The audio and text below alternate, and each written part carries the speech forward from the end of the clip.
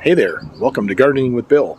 Tonight we're not going to talk about anything to do with these fine looking gardens behind me. We're going to find a way that hobbyists can garden that doesn't involve watering, seeding, planting, weeding, maintaining, or anything. All you have to do is build them and enjoy. So let me walk you through the exciting world of Rowood indoor hobby gardening. We have a good stock of the Rowood wooden flower kits in stock at this time. We got a lot of old favorites in, and we got new ones we haven't had before. Imagine building a red carnation, a red camellia, a pink carnation.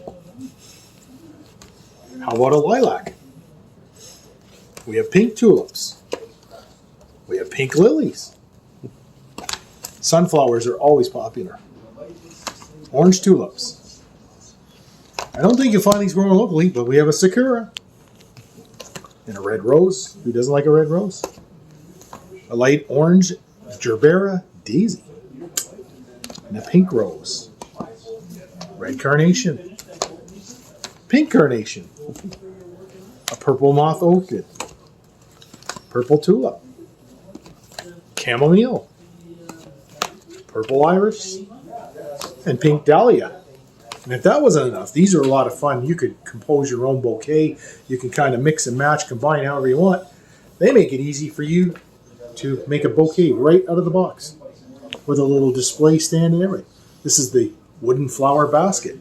If that's not to your liking, we have the wooden bloom box in the crate. And if that isn't enough, finally we have a wooden blooming book. So if you want an already curated wooden flower arrangement that you can't kill, you don't have to water, you don't have to fertilize, you don't have to do anything but assemble it and enjoy it. Thanks for watching. We'll see you in the next one. And remember, your next great build starts right here.